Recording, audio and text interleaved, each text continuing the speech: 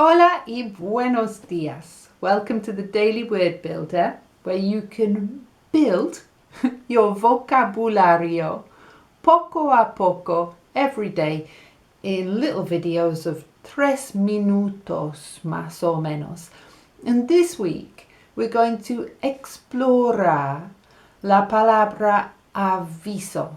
Aviso means a warning or a notice, and it comes from the verb avisar. Avisar means to tell, decir, or to announce, anunciar, to notify, notificar. Español es fácil. So, aviso, a notice. Recibí un aviso de la compañía del agua that they're going to shut off el agua today, hoy. Recibí un aviso. It sounds, doesn't it, like advice. But, well, un poco is a little bit like advice, aviso. But we have another word for advice in Espanol, and that's consejo.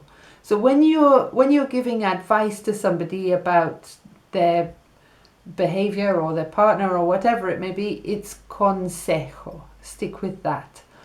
And un aviso is more for a notice, perhaps en un periódico.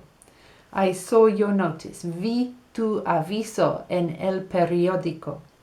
Or vi su aviso en el periódico, when you want to hablar formalmente. We also have some phrases, frases, con la palabra aviso. So, estar sobre aviso means to be warned or to be notified of something. Or we also have hasta nuevo aviso, until further notice. So, this week, esta semana, we're going to explorar la palabra aviso and learn lots about it. So, from page 306 up until the end of the week, 7 variaciones y usos de la palabra aviso. We're going to enjoy it. See you tomorrow. Hasta mañana. Adiós.